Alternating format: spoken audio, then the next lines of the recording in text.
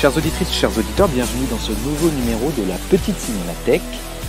Un numéro de rentrée, on pourrait dire, puisque comme vous avez pu le constater, ça fait un petit moment que je n'ai rien publié sur ma chaîne YouTube Terre du 7e art. Donc voilà, un petit podcast de rentrée que je vous fais en direct de mon jardin, voilà, sous un très très beau soleil, dans une température très clémente. Mais si je précise ça, c'est surtout pour que vous ne vous étonniez pas d'entendre les bruits familiers du jardin, les feuilles qui tombent, le chant des oiseaux, le coq qui chante peut-être, vous allez l'entendre de l'autre côté, donc voilà.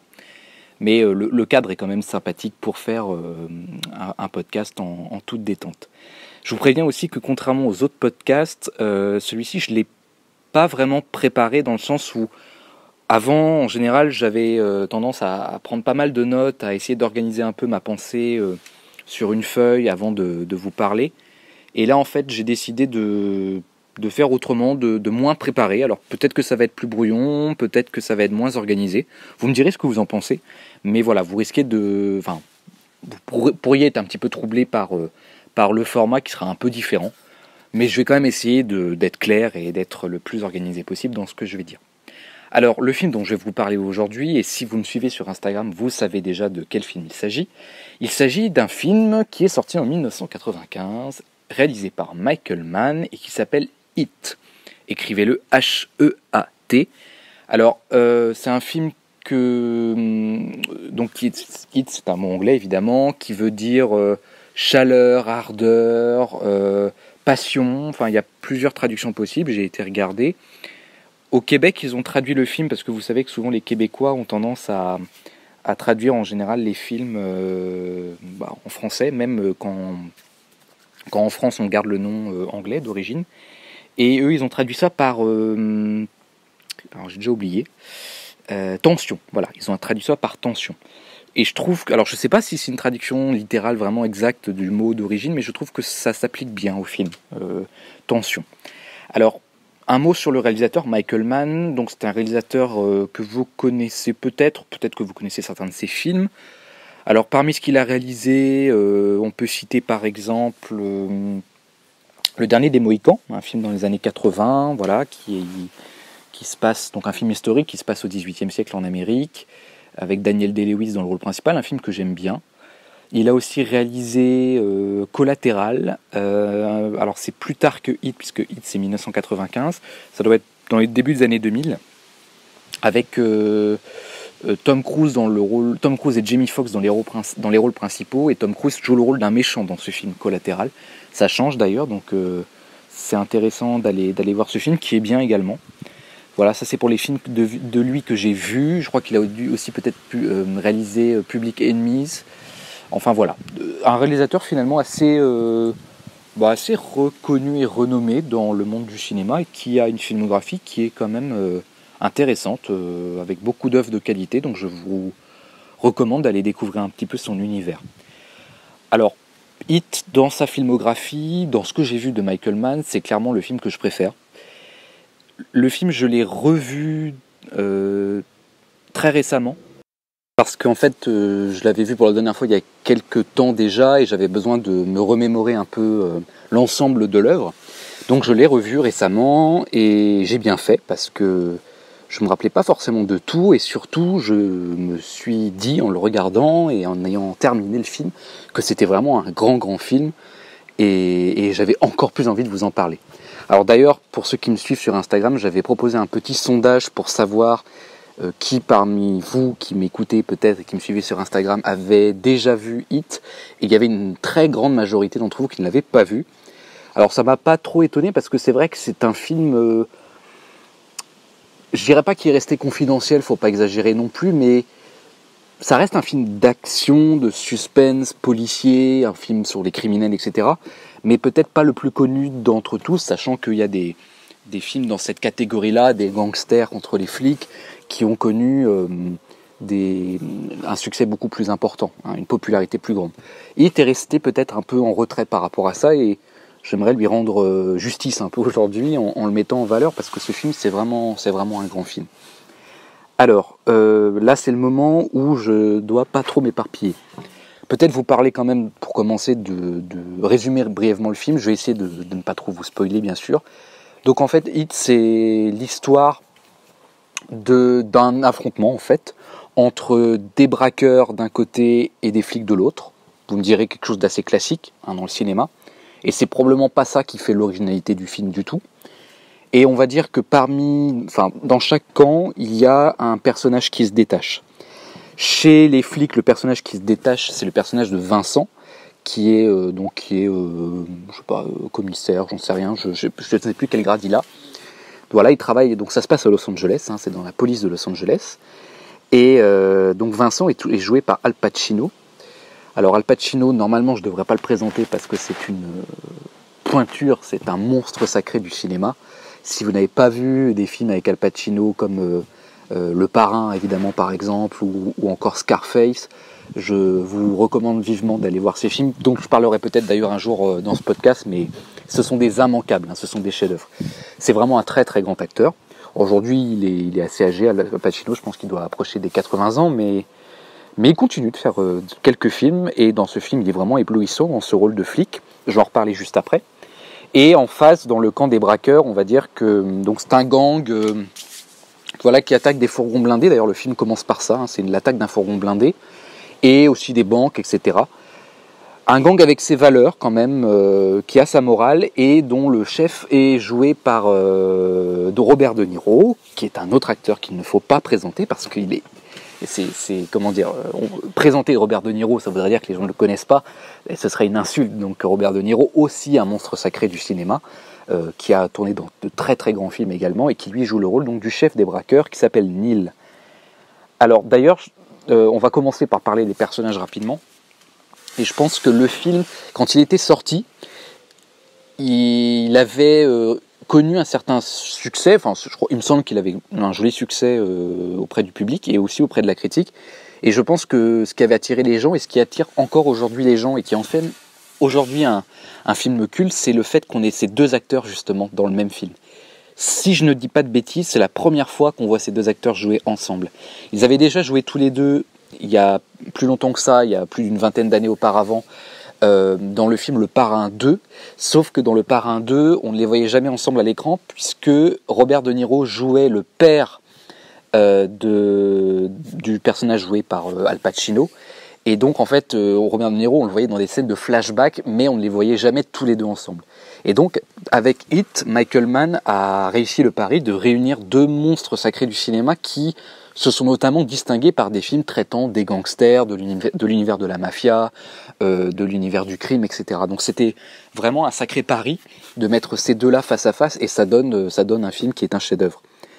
Alors, ce qui est bien avec le traitement des personnages dans ce film, donc comme je vous disais tout à l'heure, c'est pas du tout le scénario, et encore le scénario, je trouve, est plutôt bien travaillé, il est plein de suspense, etc.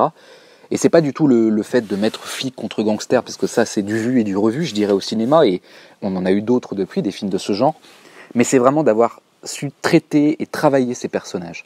Si on ne s'attarde rien que sur les deux personnages principaux, ils sont vraiment extrêmement bien travaillés. Et même si effectivement d'un côté vous avez le flic et de l'autre côté le bandit, c'est impossible de voir Robert De Niro, de voir Neil, le personnage, le chef des braqueurs, comme un méchant dans le film. Il y a d'autres personnages qui jouent ce rôle-là, je pense à un en particulier, vous comprendrez quand vous regarderez le film. En fait, un braqueur un membre du groupe qui va trahir tout le groupe à un moment donné. Donc lui, c'est pour le rôle, il endosse vraiment le rôle du méchant, mais Robert De Niro, pas du tout. Neil, le personnage joué par Robert De Niro, donc c'est un braqueur, mais c'est quelqu'un en fait qui n'arrive pas à fonctionner dans la société, qui ne s'est pas intégré au système, qui n'arrive pas à fonctionner dans ce système-là. Il en a conscience, et en fait, il dit lui-même, je fais ce que je sais faire de mieux, c'est voler, braquer, voler. Et au début du film, ça vient assez rapidement dans le film, on le découvre aussi sous une autre facette. C'est un personnage qui veut tout contrôler quand il est dans son action de braquage, et c'est aussi un personnage qui a ses failles, puisqu'au début du film, il rencontre une femme qui va beaucoup jouer sur son destin, qui va le révéler autrement à la caméra, comme quelqu'un de solitaire. Alors lui dit, je ne suis pas solitaire, j'aime être seul. Pour lui, c'est pas exactement la même chose. Mais c'est quelqu'un quand même qui a aussi des idées en tête, des rêves en tête, mais il n'arrive pas à les atteindre par le biais normal, entre guillemets. Il ne peut pas fonctionner dans cette société-là, et donc il choisit une voie dangereuse, mais il se projette quand même avec cette femme, en tout cas avec une femme, il se projette dans un autre pays, dans un autre endroit, il le dit d'ailleurs au début du film, quand ils ont une conversation tous les deux là dans sa maison. Et donc on a un personnage vraiment qui est... auquel on s'attache parce que voilà, il a ses fragilités, il a ses failles, il a aussi son code moral. C'est un personnage qui...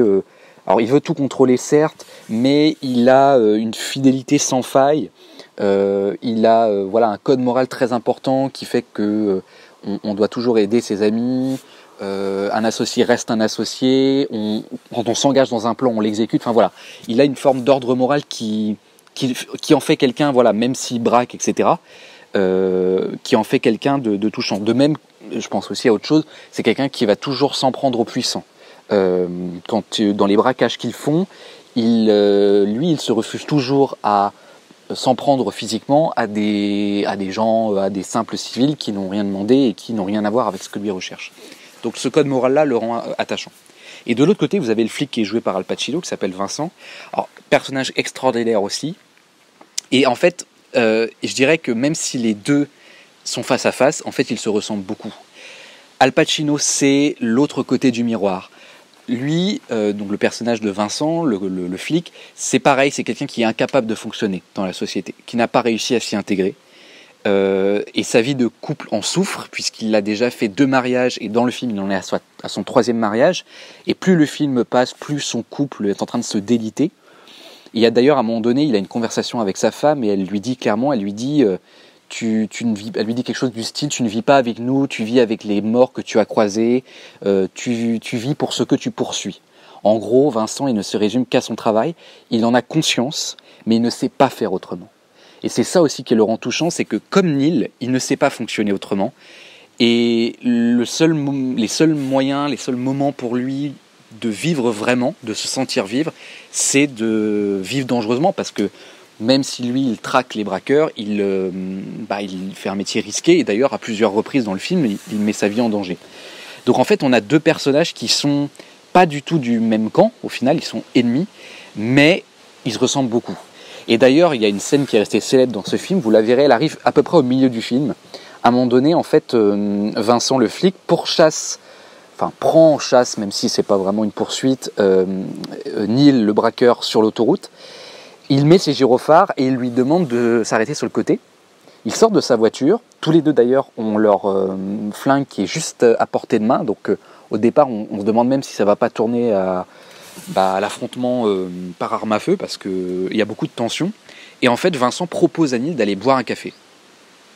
Et donc ils vont tous les deux s'installer dans un pub à l'américaine, et là ils ont une conversation où justement ils prennent conscience l'un et l'autre, alors qu'ils ne se connaissaient pas jusque-là, qu'ils ne s'étaient jamais rencontrés, ils prennent conscience à quel point leurs chemins sont certes parallèles, c'est-à-dire que ils ne pourront jamais se comprendre complètement, dans le sens où ils le disent eux-mêmes, si je croise ta route à nouveau, je n'hésiterai pas à te tuer, et l'autre lui répond exactement la même chose, donc leurs chemins ne se croiseront jamais, ils ne pourront pas se comprendre complètement, mais en même temps, il y a quand même une forme de respect qui s'installe entre eux dans cette scène, mais vraiment une forme de respect, et on comprend que les 2 personnages finissent presque par s'apprécier.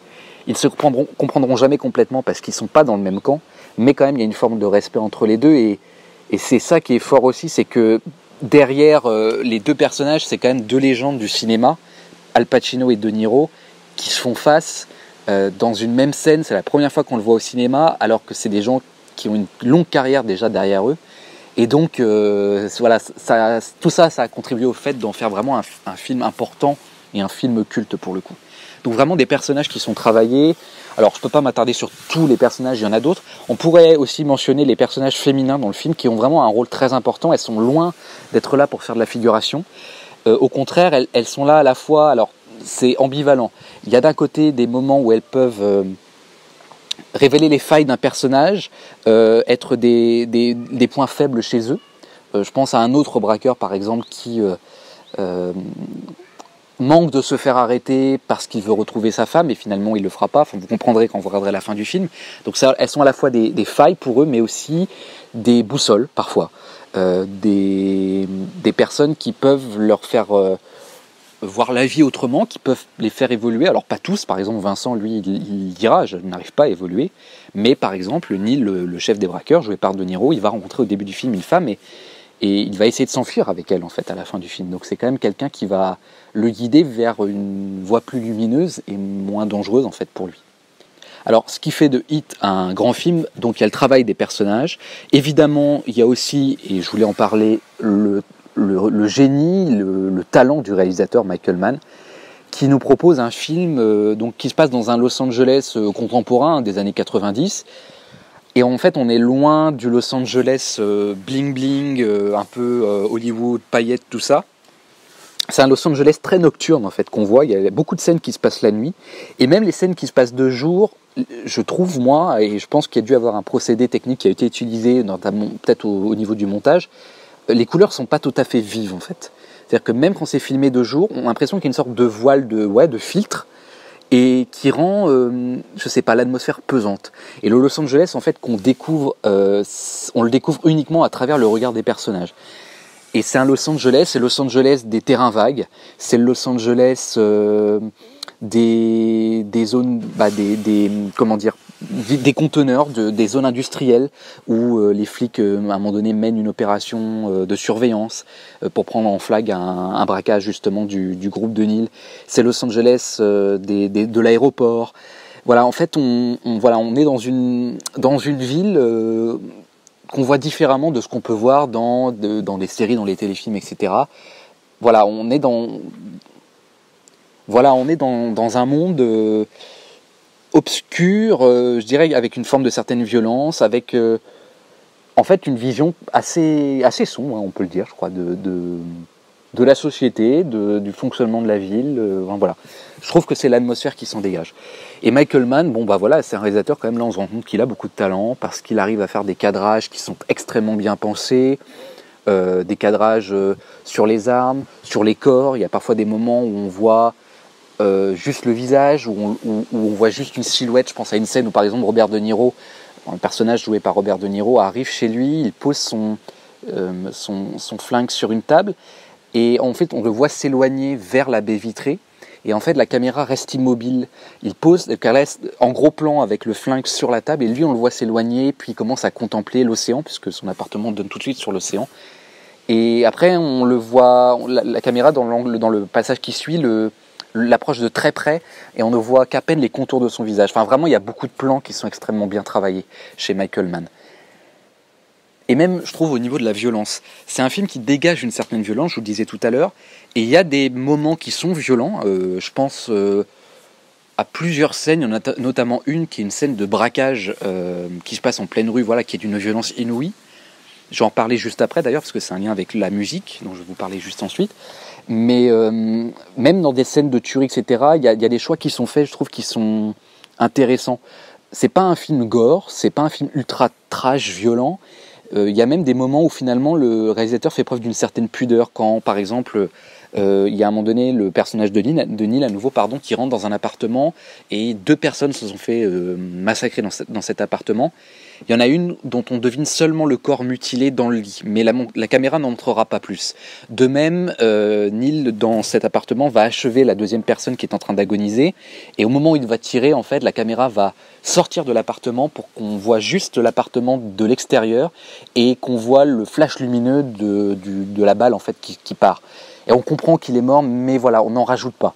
Et je trouve qu'il y a une certaine retenue là-dedans qui est bien trouvée, en fait. Ça change. Alors c'est un choix aussi, parce que ça peut être extrêmement choquant, extrêmement frappant pour un spectateur de voir des scènes de violence qui sont finalement livrées telles quelles, où on voit tout.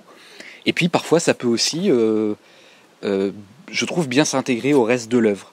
Et là je trouve que ça aurait peut-être dénaturé un peu le film, que de montrer une violence trop exacerbée. Il y a des scènes qui sont violentes, hein, où on a des giclées de sang, etc.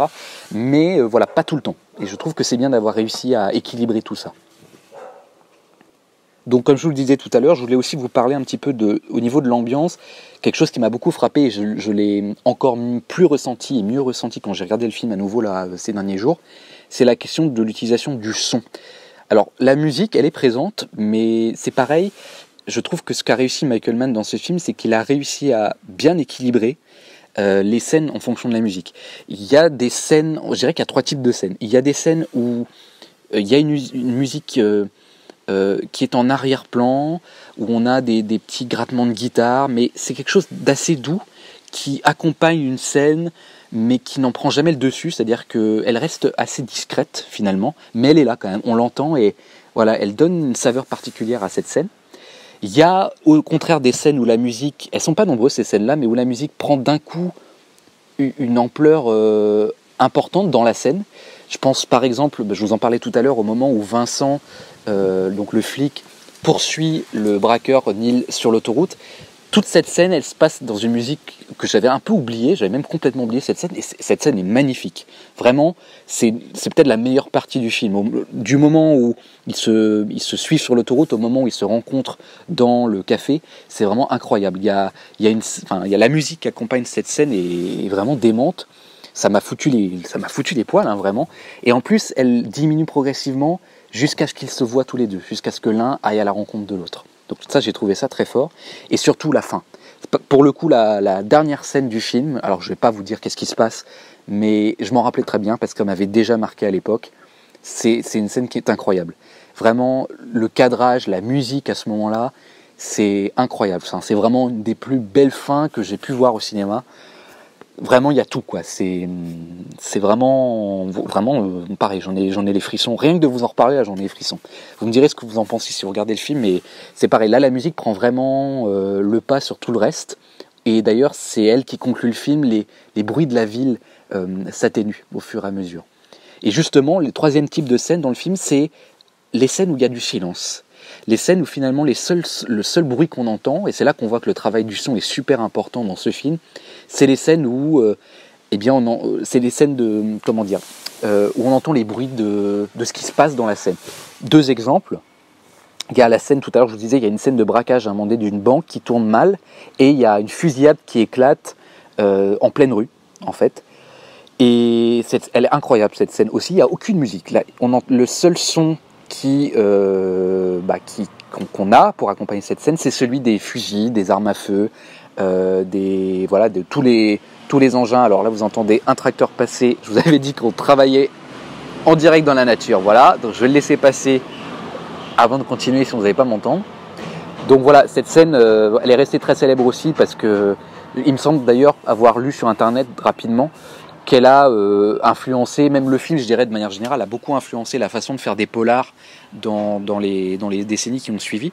Donc cette scène incroyable de très grande violence, finalement, même s'il n'y a pas d'hémoglobine à foison, c'est très violent parce que c'est vraiment, on a l'impression d'être en plein dans une rue, d'être plongé dans une rue en pleine tuerie, quoi. Ça peut faire penser même à des choses, à des souvenirs douloureux, hein, du type attentat, etc. C'est vraiment que le bruit des armes à feu et c'est extrêmement angoissant. Et évidemment, autre scène à laquelle je pense, à nouveau à la fin du film, il y a une course-poursuite entre 2 personnes, entre 2 personnages, et on arrive tout doucement à la fin du film, et il y a un moment donné, il n'y a plus de musique, la musique s'éteint complètement, et le seul bruit qu'on entend, puisque ça se passe dans un aéroport, c'est le bruit de l'aéroport et des avions qui décollent et qui atterrissent. Et c'est tout.